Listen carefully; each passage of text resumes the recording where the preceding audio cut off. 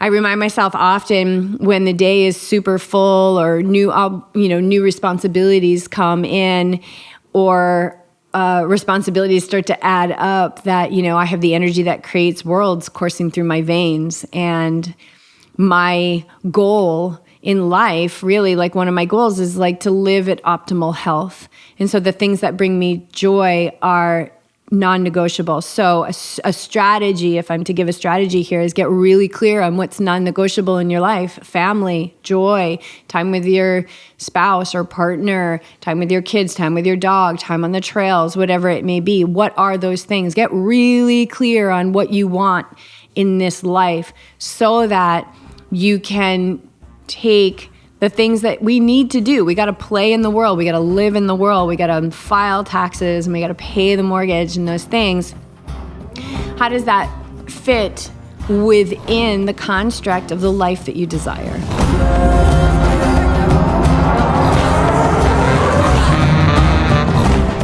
Welcome back to the Yogi Triathlete Podcast. I'm here with Beach. My name is Jess, and this is the June edition of the O Show, where we are open and honest, answering your questions, going into the confessionals, reading from our diaries, talking about endurance sports, mindfulness, plant-based nutrition. Pretty much everything's on the table here. So you guys, don't hold back. We don't hold back. Throw us your questions at any time, your inquiries, and we will put them on the list for the next show. But we actually have questions today. We put it out there, and we got some questions to dig into. But how's your day going? Because I feel like I saw you this morning, and then you were gone, and I was gone, and now you're back. What'd you do today? So this morning, I get to meet an athlete in Oceanside and go for a spin, 3-hour ride, up West Lilac. She is training for Oceanside, her first triathlon. I love it when their first triathlon is a half Ironman. That's so common now. Like when we started, it was like you do the sprint, then you do the Olympic. Maybe a half marathon. Half marathon. That's what I did. I did a half marathon, then I did a half Ironman, then I did a full marathon, then I did a full Ironman. But yeah, started at that sprint. But I love it. Just go into the deep end. Why not? Yeah, at first, and I get this question a lot, like, should you build up, race by race by race? But if you feel compelled to jump in and do it, and it aligns, it feels good, then do it. It's all about the mind. What does the mind believe? Does the mind believe you need to lead up, or does the mind believe that you can just jump in and do this race? And having perspective of, your the beginner's mindset. I'm just going to be like a sponge, just soak everything up as much as possible and just have an experience. Yeah, and that's what I did this morning. I love it. Like, I love it. Last week I rode with her after doing my ride in the morning on the trainer, and then jumped on the bike and met her for a longer ride outside. So this is what I love to do. I asked her today, I was like, because she's in between jobs, taking the time, she's got like time during the day. And I was like, well, could you do this every day? And I said, I like asking that question, because if people ask me that question, what happens if you didn't have to go to the office, or didn't have to, make money, or like you had all this time, what would you do? And I said, I would go train a lot and I would help other people. And I said, that's exactly what I do. It's my job. So it was just so fulfilling. Filled my cup today to be out there. Yeah. Very cool. How was your morning? Because I know we left each other. You went one way, I went the other. Yeah, I went to the trails, and I had the best workout ever, which was, me getting ready. Like, I'm walking out the door, and it's like, okay, what's my workout? That's when I get my workouts very much in the present moment. And you said, go easy. You don't have to do anything. And I was like, yeah, I love race week so much. Because I know you love race weeks. I know you love them. Yeah. Yes. And I love to race. I love to race. I love to be like, okay, ego, like, you can just shine your competitive spirit this weekend. And, I'm not going for blood or anything like that. But if you're in front of me, you better believe I'm going to try and pass you before the finish line at some point, right? Like, while self-regulating, right? So I love to bring the ego out for play, but then stay in charge of it. Right? But I love that competitiveness. I love it. I really, really do have a lot of fun. And so been doing a lot of math training and sprinkling in the speed over these last couple of weeks, and the paces I'm pleasantly surprised with the paces. I love this math work.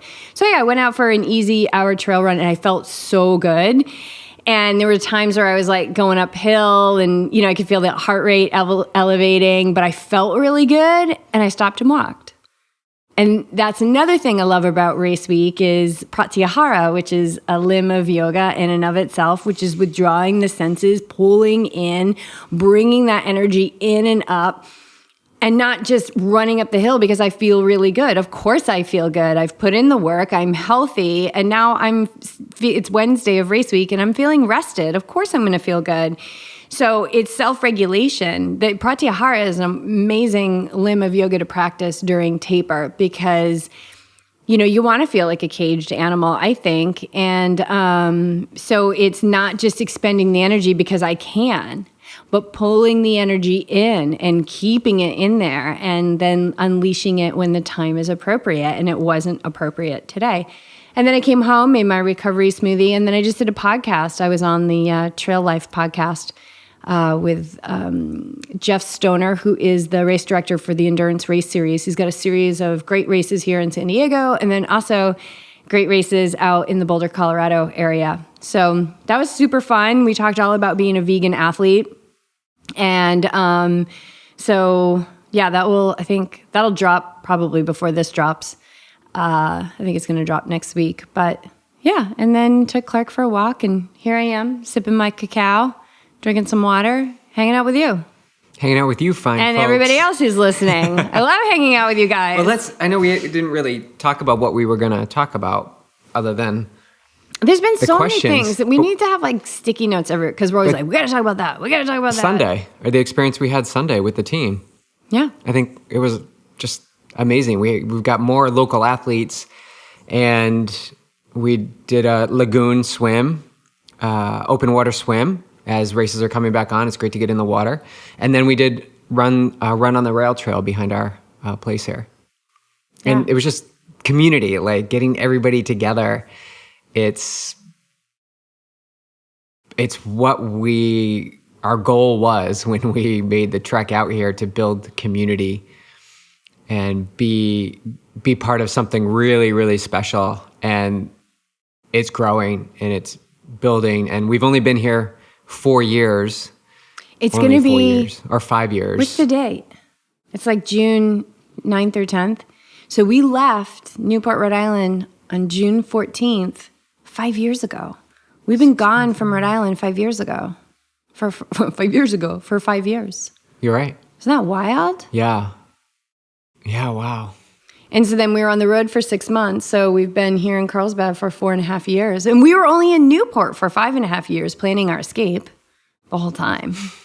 And, it's just, life is so precious, man. I'm so grateful for all the years that I've had. I'm so grateful for all the years that I've had. We often reflect on this baked in practice of gratitude. Like we were talking last night, a little pillow talk before we went to bed about how when we were in Boulder, I remember every day waking up and being like, welcome to another day in our beautiful life. And we had highs and lows, and I was having like peaks and crashes and all that stuff, right? That was before I started meditating and really focusing on training my mind. But yeah, I just feel really grateful for all the years I've had on this earth so far. It's going pretty well. I mean, it's brought me to my knees. It's kicked me when I'm down, but you always get back up.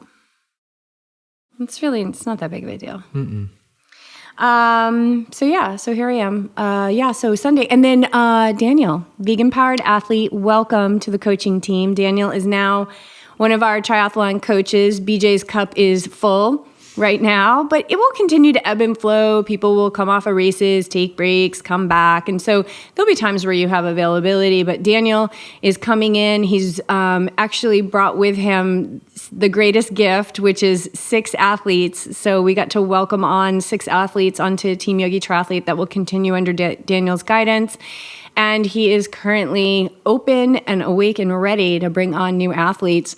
Daniel also bringing on another triathlon coach has allowed us to bring in a second tier of, pricing, which is so lovely. And so check all that out. You can check it out at yogitriathlete.com. Meet the coaches. You can read about Daniel, read about Liz, our running coach. Yeah, it's running. That's another price point there. And they are both available for taking on athletes. They're ready to rumble. They're ready to be your rumble strips. Yeah. Who liked that analogy? Who were we talking to? Chris Howe. Oh, somebody was just talking to me yesterday saying that somebody that coaches with you said that you're just amazing at being this person's rumble strips. Yeah, because they find themselves teetering in the rumble strip often. Are they snoozing at the wheel? Snoozing at the wheel. And then there you are. That's so awesome. Cool. I love it. That's great. What else is going on? We're leaving for a race. Yeah. Soon.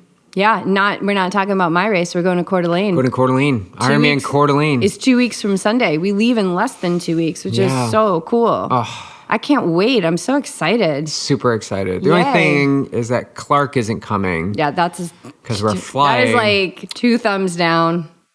That's a big sad face emoji. But not for the people that are taking care of them. No, they're going to be psyched. They're going to be in the presence of the Joy Creator. Yeah. So.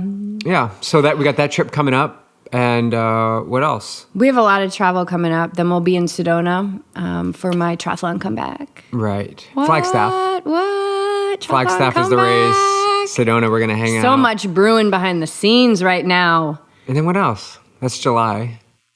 Yeah. And then we'll be at Worlds. In September. Yeah, we got some travel coming up. It's good stuff. Yeah, so great stuff. If you guys are going to be at any of these races, Ironman California, 70.3 Worlds, Coeur d'Alene, the Mountain Man Sprint or Olympic Triathlon in Flagstaff in July, let us know. We'd love to meet up. We'd love to say hello. We'd love to meet you and exchange some energy. That'd be cool. And if you feel like traveling to Carlsbad and coming to train with us, please do. Yeah, anytime. That's all we do. We train, we podcast. Isn't all we do. No, it's not all we do. We do a lot. It's a big part of what we do. Yeah, our egos like to say, people have no idea how much we do. Sometimes the ego says that, but they have no idea how much. You want to see the list? They say they get up at 6 and go to bed at 9. Well, we get up at 4 and we go to bed at 10. So silly. No, we would never go to bed at 10. That's way too late. That's really late. That is a hard line. 10 o'clock is way late. That's only if there's a WTC race. Yeah. We were watching the ones from Leeds the other day. Oh my they gosh. were long. If you haven't they watched were amazing. The so exciting. World Triathlon Leeds race, it's so exciting. Such stacked field. I feel like everybody's just got so much race energy. Yeah. Built up. It's just cool. Ready to unleash. Yay. And the Olympics, they were talking about the Olympics in 8 weeks. Yeah. 6 or 8 weeks. Oh, and you know what else? We should say that Coach Daniel is going to be up in Oregon for the 70.3. Yep. He'll also be in Coeur d'Alene. Liz is Everesting in August. She's doing the Everesting, so definitely connect with her at Running on Venti if you're going to be there. And Daniel will also is he doing 70.3 Arizona? Or he's doing full Arizona, full Ironman. Well, you're his coach, but what else is he doing? October, he's doing California and then Arizona. Nice. Yeah. Maybe Worlds. Because he's doing Oregon. Oregon has spots for this. Or maybe Kona. St. George. Why not? Who knows? Let's just bring it, you guys. 2021. We got to make up for 2020. Come on, bring it. All right, should we jump into questions? Let's do it. Okay. So you guys message these to us. So whenever you message them to us, we're not going to say your name.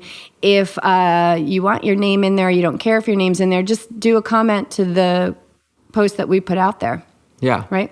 I just want to respect privacy. Okay. First question, what are your takeaways from the completion of the Conquer 100? Thoughts about day 101? Insane. Yeah, so as we are recording this podcast, James just finished the 100 yesterday, his 100th day of swimming 2.4 miles, biking 112 miles, and running a marathon or walking a marathon for 100 days straight. Yeah. And can I just say something? There was somebody in this household that called the Iron Cowboy distance 101. Who was that? You. Early on, Yeah, I know. I said, I'm not surprised. I'm not going to be surprised if he gets to 100 and he goes out and does 101. Yeah, you're like, he's going to do another one. Yeah. I know Yeah. James. Well, that's the ego saying, like, I know James. So I don't know him. No. I mean, just when he he was tallying up, I've been tallying up miles, and it's just like 112 miles for 100 days. Isn't that like 112,000 miles? Well, I think about... It's 112,000 miles. That's what Aaron biked. Aaron biked every day. I know, yeah. And then there's Aaron and Casey who are doing like so much behind, like Aaron's biking next to him. That's 100. Is my math right? Because that's mind blowing. 112,000. All right, hold on. So I want you to talk about your takeaways. I want to do some math. Oh, I guess it's not really hard math, right? 2.4 times 100. So 240 miles swimming. Like looking at me like you can't believe I'm... Oh, it's not 112,000 miles. It's 11,200. See, I'm glad I got my calculator out. I think you just add 2 zeros after. And 2,620 miles running. Might as well be 112,000 miles. Math is not my strong suit. No. I thought I was adding 2 zeros. It's a lot of miles. I was adding 3. Because I think in my head, 100 is 3 digits. So anyway, I think I was just saying that my mind is very logical the other day. What are your takeaways? Takeaways, I was pretty confident he was going to do it. You know, just knowing that he did the 50s and the setup that he had and the community that he had. And then we got to join him for day 64 and 65. It was just the routine. I mean, you just create a new routine. So what do I take away? He's doing what most of us wish they could do. He's actually making his yes be yes. He committed to something and he went out about and did it. When it got rainy and cold and logistically, like, I think at one point the cops were like, you can't have a truck following, like all these things that were coming up against him. He didn't just say, oh, I'm not going to do it, or wake up and not do it, or hit snooze and not do it. He committed to doing it and he did it. So much so that today he's doing 101. He's doing it as a victory lap, that he can do the challenge and he can do more. And so there's nothing that separates James from any of us. It really isn't. It's just, what do you want to succumb to the mindset or belief that says that he can do it, but I definitely can't do it, and take that approach? Or are you intrigued by something bigger than yourself that seems scary and unknown, which is exactly what James just did. And he put together the logistics behind it to get it done, and he got it done. So I think the big lesson here is question what you're shying away from. Question about not living a big enough life. Question living in fear and doubt and staying safe. And as long as I'm in this box of rules, it keeps me safe. If all this is lined up, I'm okay. Anything outside of that, gets a little scary, and I may not want to dip my toes over there. So I think it's a point of inspiration. I also think he pulled together again community. He just showed what the power of community can do in a time where we were all told to stay in our houses and wear masks and not look at people's faces and create separateness. He created this whole thing to build community, to bring togetherness. So what a jumping off point for the world to grasp a hold of. But yeah, I'm just truly, obviously inspired by it, and I can say, on my 5th and 6th interval last night on the trainer, I just said the Cowboy's out here doing 100. I mean, I can go and do 2 sets of 3 minutes, a little bit more. And if that's the traction that he's creating, if that's the inspiration and people are acting on it, amazing, beautiful, awesome. Go for it. And if you watch James every day do this, great. You're excited, you're inspired. But what are you going to put into action? What can you put into actual action in your life? I don't know.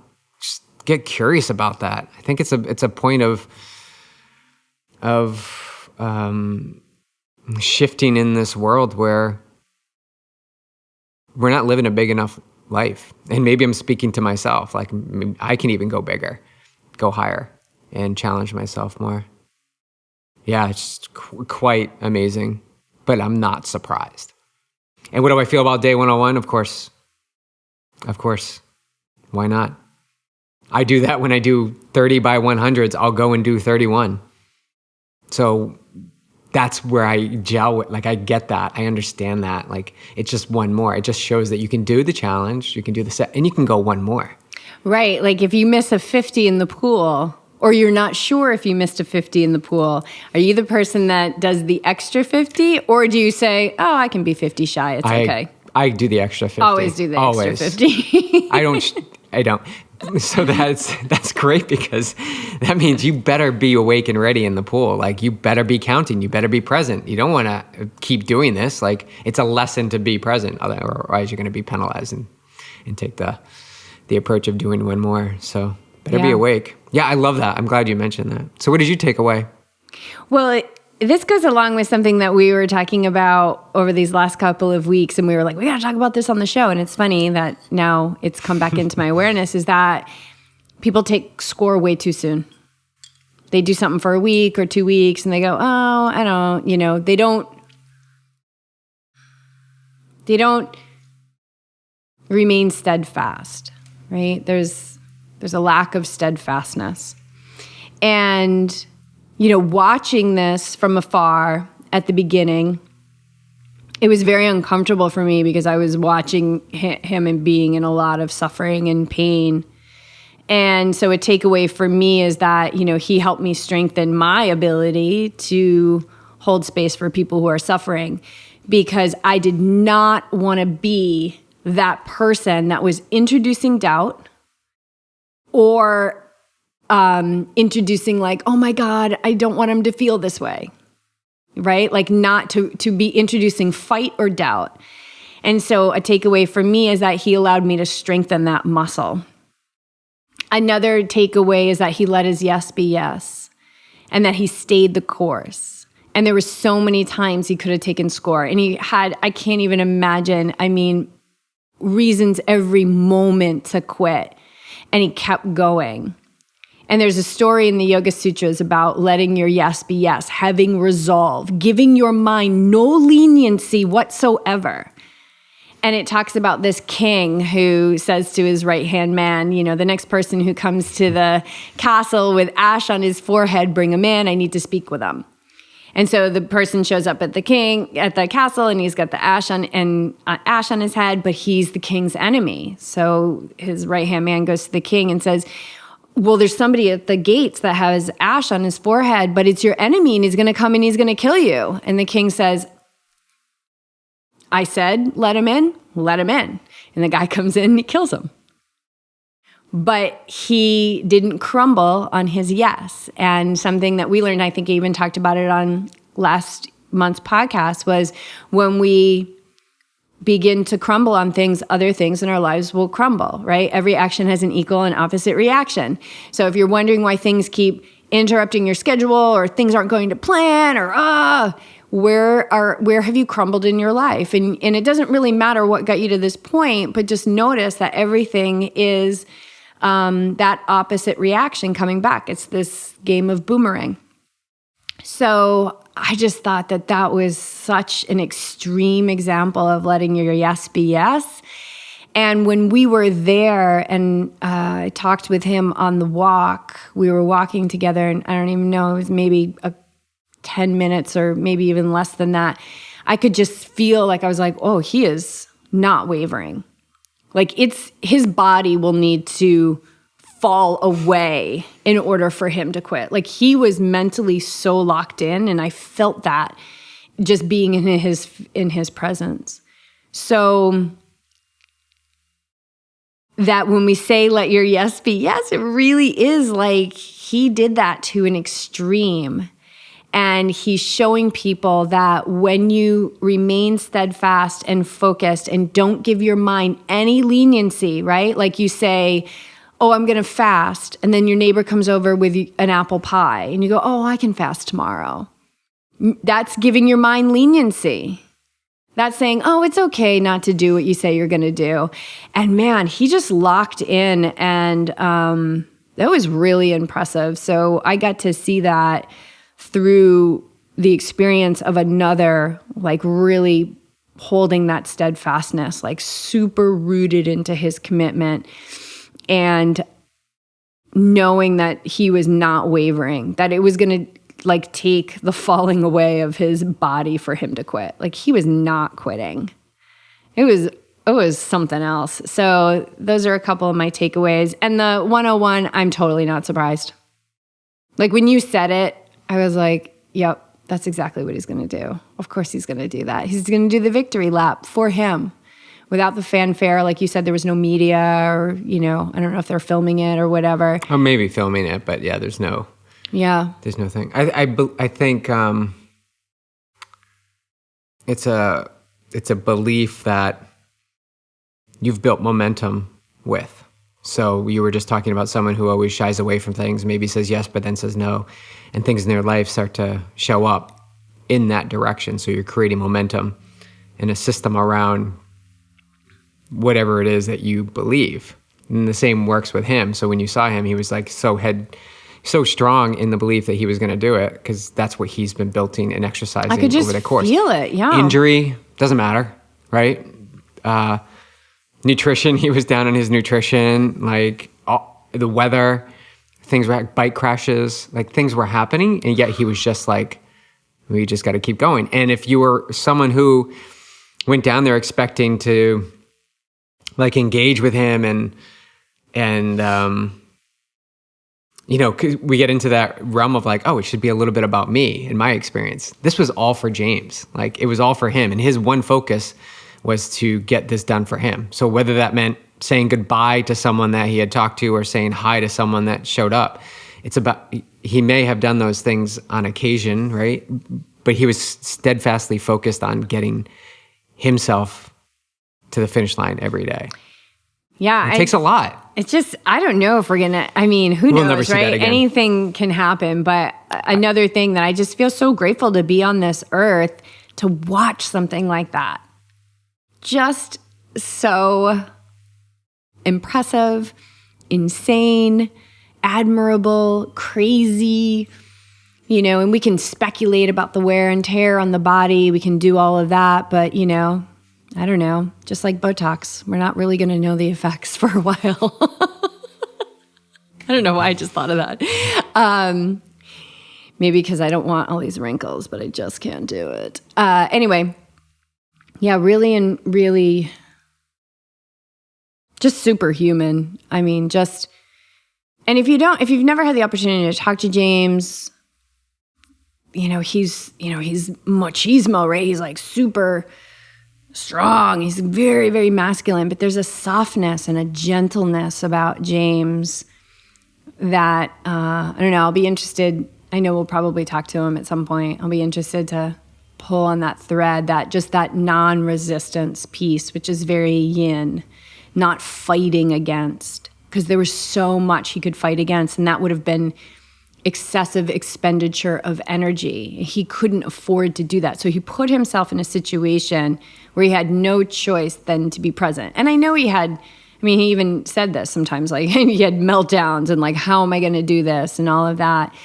And just like we were talking to Sunny that day after, when we were driving away, and she was just like, anything can change. Like he could literally wake up tomorrow and his hip wouldn't hurt. Like you just don't know. Anything can change in an instant. And that's a really helpful mindset as we traverse, the highs and the lows of this life, that anything can change in an instant. Yeah, whether you're heading into a race and you have an injury or you become sick or, work takes over your life. Like I've seen it so many times where you just go to the race and you have an amazing experience. It really is your relationship to how these things happen. Mm-hmm. Yeah. It's the only thing you have control over. They're going to happen at some point, whether it's racing, work, life, something's going to challenge you and you're going to be required to turn that on yourself and not let the circumstances dictate how you feel, but yet choose how you feel. Take the power back. And having that higher goal of service too, to raise money for, what is the name of his organization? Operations. We'll put it in the show notes, but he's raising money for an organization that is helping to raise awareness and also end the horrific industry, because it's like an industry of sex trafficking. So, yeah, I mean, to have something that intense as, a service tie-in to this, like, how do you give up on that? So I think we just witnessed something that I don't know. Like, I know it's not going to, I doubt it will ever I don't know if we're again. ever going to see anything it's it's Alex Honnold all over again, right? Like, are we ever going to see somebody free solo El Cap successfully with so much patience and presence, right? That's something else that takes that kind of thing. So yeah, really impressive stuff. I mean, feel so blessed to be on the earth while this was happening and to be there with them. And we were there for the 50-50-50 part of that too. Yeah. So it's great to be part of these amazing experiences. And it's very generous of him to just open it up, these challenges, to have people join him. And we had several athletes out there that went out to join him. So you guys, kudos for acting on that hit and taking the trip. So cool.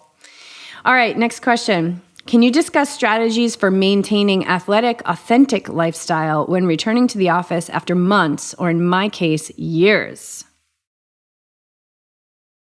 Well, when I hear the word authenticity, it reminds me of like being plugged into who we are. And when we're plugged into who we are, it takes no effort.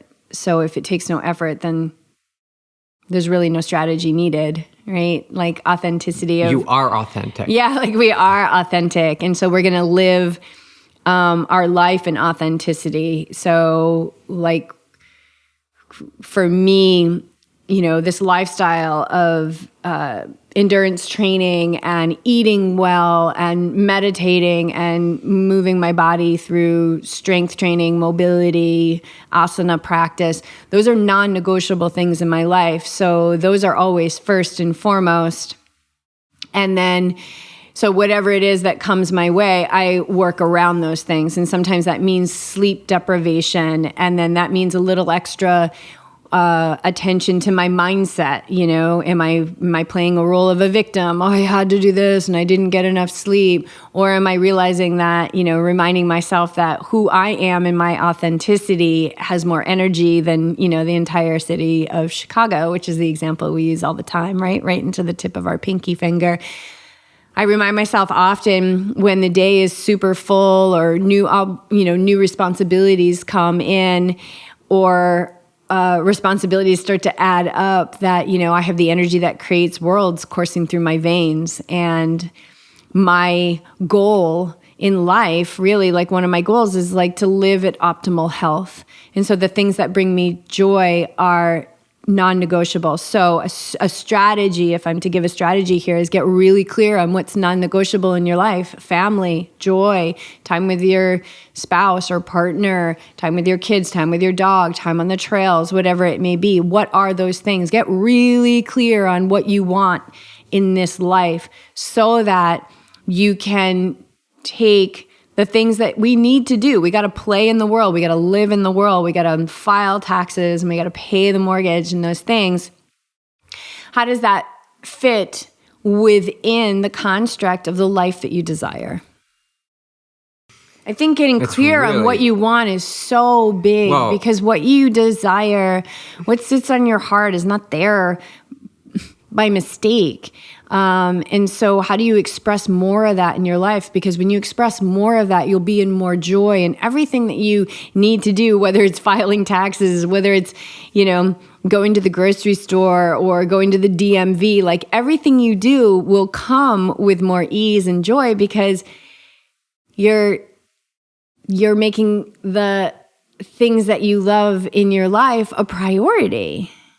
I understand. That's for some people, that's going to take some reprogramming.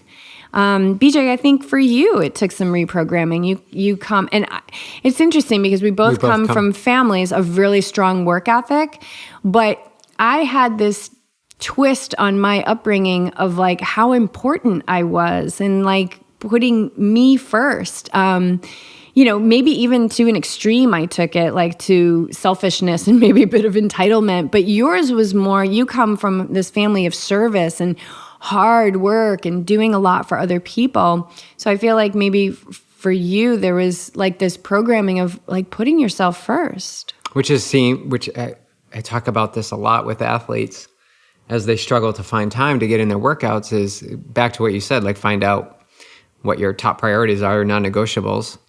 And you got to be a little selfish. And the stigma or the belief of what selfishness is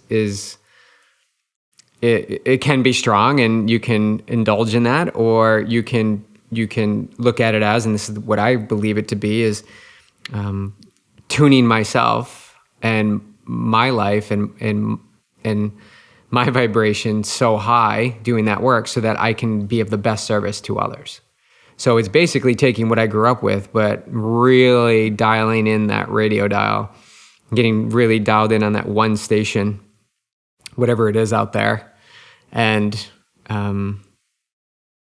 attuning to that. And what that means is I've got to give a lot of time to myself, reflection time, training time, so that I'm a strong, stable, confident leader and can lead others into choices that maybe will be challenging, but in the end will help them grow as well. So using my experience along this path of mine to guide others, be the rumble strip for others. Yeah. So my family, I mean, this is what we did. We did a lot of stuff, like hard work. We'd skip lunch and meals when we're doing projects and burying yourself. And that's definitely one way to go. But as you tune into you and what's important to you, all that other stuff becomes secondary. You understand that in order to show up for everyone else, you must tune yourself to who you are, who you truly are. And if you don't know, it's about getting curious about that. Try different things. Daniel just posted about it today, like do things that scare you. Experience things that aren't in your wheelhouse to get to know them and see if they inspire something inside of you. I think another piece is I'm thinking about like an athlete, as a lifestyle, is that there are many times where my day is very full, and the workout, although a non-negotiable, is flexible. So sometimes it's a 15-minute run, but it's something to keep the momentum going. It's something to get those good feeling chemicals released. It's something for me. And you always say, I hear you say this all the time, like 15 minutes is less than 1% of your day. Like you have 15 minutes. Sitting and having a meal by yourself in silence, chewing your food, ensuring that you're having good digestion, being mindful about things. I did this yesterday. It was interesting because I set a timer. Like I hit the stopwatch because I wanted to see like how long is it going to take me to eat this huge bowl of oatmeal, because I have a big appetite. Huge bowl of oatmeal, mindfully chewing every bite, putting my spoon down when I have such a full day. Like how much of this day is getting sucked up by this eating in silence thing? 12 minutes. 12 minutes. So less than 1% of your day. Less than 1% of my day. And so strategies are, I would say almost like the strategy to do more is to slow down. Because when we slow down, we're really plugged into how it is that we're moving through the world, and we're fully immersed in what we're doing. And if we're fully immersed in what we're doing, we're fully available for what we're doing, and we're going to do it efficiently. Do it right the first time. there's so much, scurry in the mind about the future and the past, and I should have done this, and oh my God, what about this? And we're missing the immersion of what we're doing now. And then what happens is we screw up, or we, have regret, or we have to, go back and do it again, or we forgot a piece, and, we lose the attention of those fine details. So actually, as we slow down, we are more efficient. So we're able to actually get more done. So, authenticity, when we really are dialed into who we are, there's no effort, there's no strategy. And so to get to that point, get clear on what it is that you want. What are those non-negotiables, and why are they non-negotiable? My non-negotiables are because I want to live a life of optimal health as best I can in every moment, progress, not perfection. And so it's not hard lined. It's, I like to have a cup of coffee in the morning. I like to have salty chips every now and again. I like to have a beer every now and again. I like to have a glass of wine every now and again. But those aren't non-negotiables at all. Those are things like, oh yeah, I feel like having that. I'm going to have that, and I'm going to do it mindfully because I know it's not moving me in the direction of optimal health. And I'm not going to beat myself up for it because I know who I am and what I want in this life. Yeah. Yeah. Awesome. For me, it's exercise. Yeah, you've never, as long as we've known each other over 20 years, you have always, exercise has been something that you never waver on. And I think I guess I was exercising before high school. Yeah, I was. I was playing sports, but I think being laid up with an injury for an extended period of time lit a spark that said, be grateful that you can move your body. And from that point on, 30 years ago, it's I want to move. I enjoy moving the body. Even if it's walking Clark around the block, how long have I been doing that, Or our dogs, just walking them during the day. So yeah, find out what it is that is driving you. Taking those breaks, right? The transition wisely. Take the dogs, for a little walk. Walk to the mailbox, get the mail. It's not a chore. It's a gift. You get to walk to the mail because you've got legs that work and you have a heart that beats. And there's so much to be thankful for and grateful for. And I think this is the second part of this question is, what food do you recommend for packable desk lunches at work? The dish that comes to mind for me is our protein-packed quinoa salad in the Yogi Triathlete cookbook. That thing is just slamming with nutrition, and also a meal that's not going to make you feel like you got to take your pants off after and take a nap. It's going to really energize you. And then I would say for a nice little sweet dessert, nut butter stuffed dates. Oh, wouldn't that be so lovely after a super healthy light lunch like that? So I would say that would be really yummy. Well, my go-to when I was working in an office, my go-to was to walk up to the little market and buy my lunch and bring it back to the little kitchen. And I'd buy a head of kale, a can of chickpeas, an avocado, and a lemon, right? I know this so well. And then a mixture, which I would mix at home, of nutritional yeast, flax meal, and probably chia seeds. And I would always have that mixture, and I would just sprinkle that on. So good. Every day, and of course, because I'm routine, would have kale, which I would massage with the lemon juice, half a lemon. And then I would throw in a full avocado and chickpeas. And it was just awesome. Avocado and lemon makes the best salad dressing. So good. So good. Yeah, that's delicious. Yeah. So that's, and then carrots. Remember we used to do carrots with salt and lemon? Petrified carrots. Yeah. After our friend Petra. That's really good. Who introduced those. So that was lemon, salt, and carrots. And juices. Remember I was packing juices all the time. Mm-hmm. And grapefruit. I just remember all the jars that we had when you send me to work. Yep. You sent me to work. Get out of here. Go to work. See ya. I'm not saying I didn't love those years when you worked at 40 hours a week and I got to be at home working at home. I love it when you also having different rooms in the house. Yeah. Having a house with different rooms. Yeah. Now we're in one space. Yeah. I know you love it. That's why lockdown had no effect on us whatsoever. We're always locked down.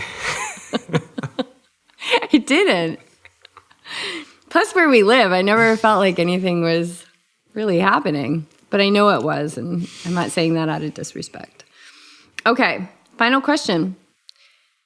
When recovering from injury, when is it okay to get back out there? Oh, this is such a great question. Depends. Because it's tuning in. It's tuning in to, and this person that sent this question, I know they meditate. It's tuning in to what's going on in the body and not being too afraid to go out there and risk it and see, because your body's going to give you feedback like pretty much ASAP. But there is a point with injury. So you can kind of look like if it's a sprain, if it's a strain, if it's, something like that. Yeah, if it's like you can kind of look with Dr. Google and say, oh, well, a sprain takes, 6 weeks. And so you can kind of look at that data and the information from what's been proven and what's been shown through athlete recovery from injury. And you can kind of use that as a guide. And when you get to that point, go out and have an experiment. If it's running, I would walk and see how walking feels. Ooh, walking feels good. Take a couple steps running. Oh, doesn't feel good. Okay, going home. Not ready yet. That's fine. So you want to respect it. You don't want to push it, especially when it's injured. But I can tell you that when you're healed. This is how you know when you're healed. You're not thinking about it anymore. That's when you know you're healed. 100%. From whatever it is in your life, whether it's like an injury to your energetic body, like your emotional body, somebody does wrong to you or is mean to you, at first it hurts so much and you're thinking about it so much, and then all of a sudden you're just not, and you know that you're healed. So physically, same thing. Like in this last injury, it's like I couldn't walk, get up and stand up in the morning without thinking about it, even like, oh my God, how's it going to feel when I stand? And then you begin to notice, right? This is one of the many gifts of mindfulness. You begin to notice like, oh, I didn't think about it when I stood up this morning. That's when you know that healing is happening. So what do you think, Beach? Yeah, you have to experience it. In my last experience the past few months, there's no Google, Dr. Google that's going to tell me to do exactly, like if I wrote exactly what just happened to me and how I got to this point, there's no prescription for that. There's no history of that would come out. It's about feeling your way, walking, then running, then adding in intense, like taking the steps step by step without an agenda.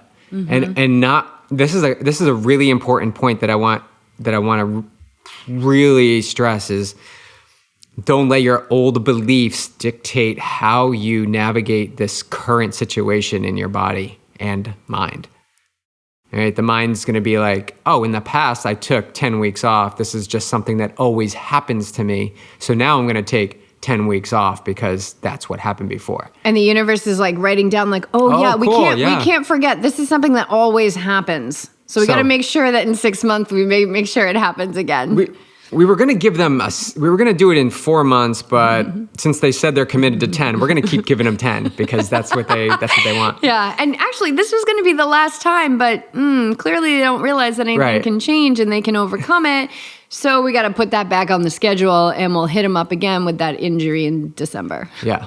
That's important. It's really important to treat each new opportunity as a new opportunity. And seeing the mind wanting to go into the past and say, this is just like it was before. It's not like it was before. If it was like it was before, it would have been before. You'd be in before. You're not. You're in now. That stuff is gone. It's long gone.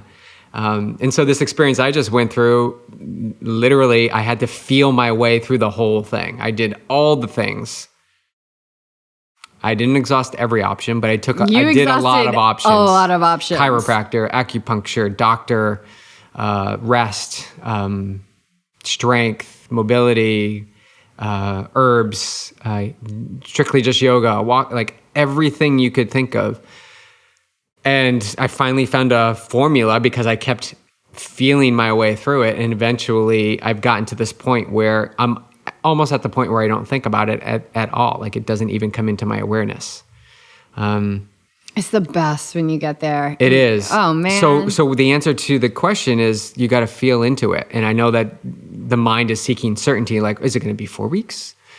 Is it going to be 4 days? Is this the proper tape I use to tape around my ankle? Or do I need to buy a different kind of tape? And there is no right or wrong.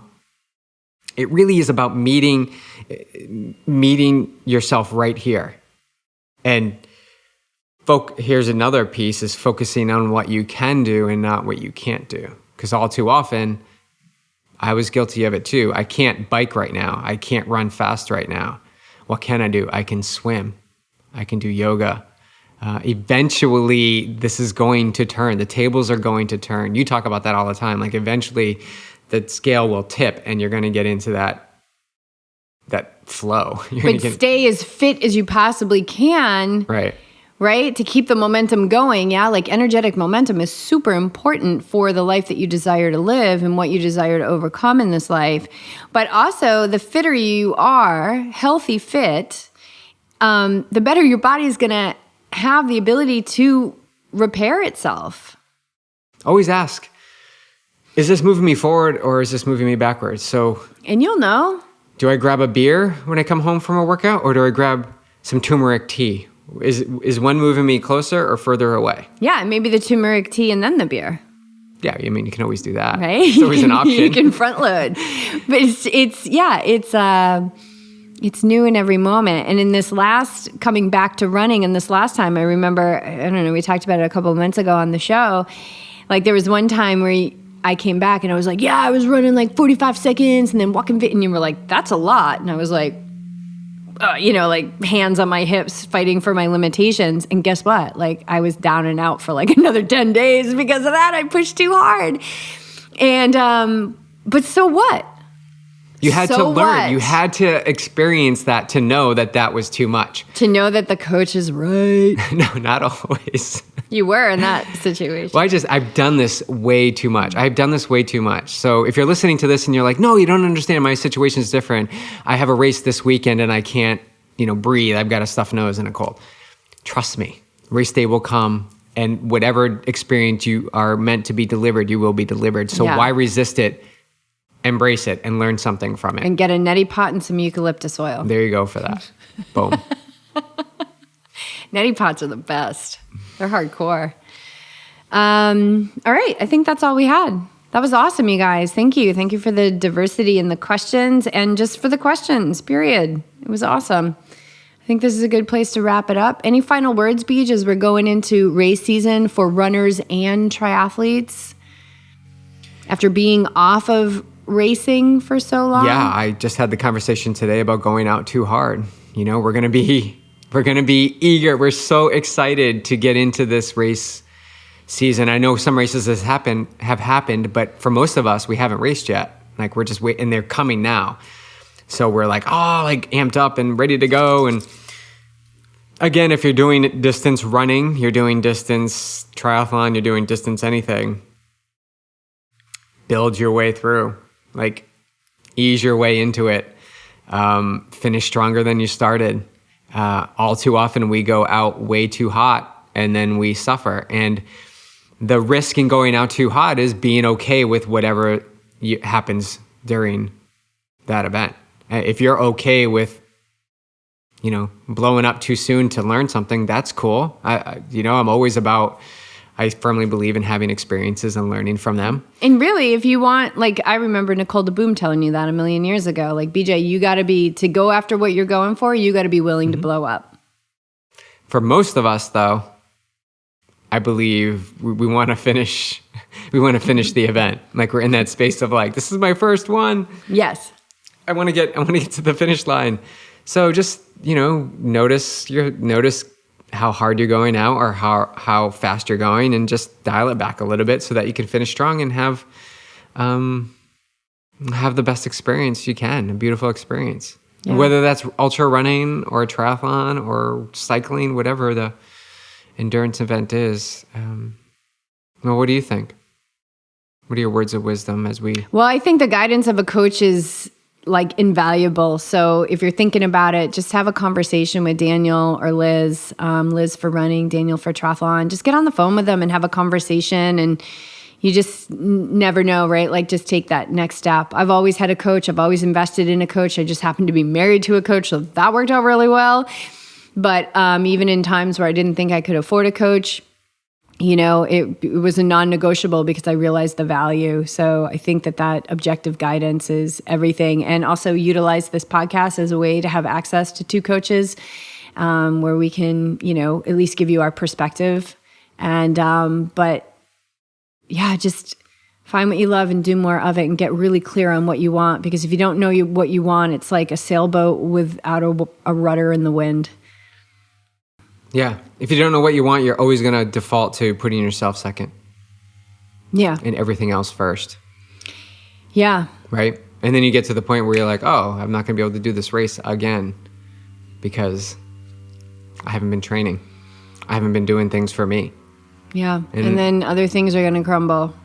Yeah, because you're creating. And that's not, I don't say that to, scare you. Yeah, it's not like, you better. That's not what it is. It's just the vibration that you're building. Give yourself a shot at the best life possible. Yes. Because life loves you and it's just waiting for you to love it back.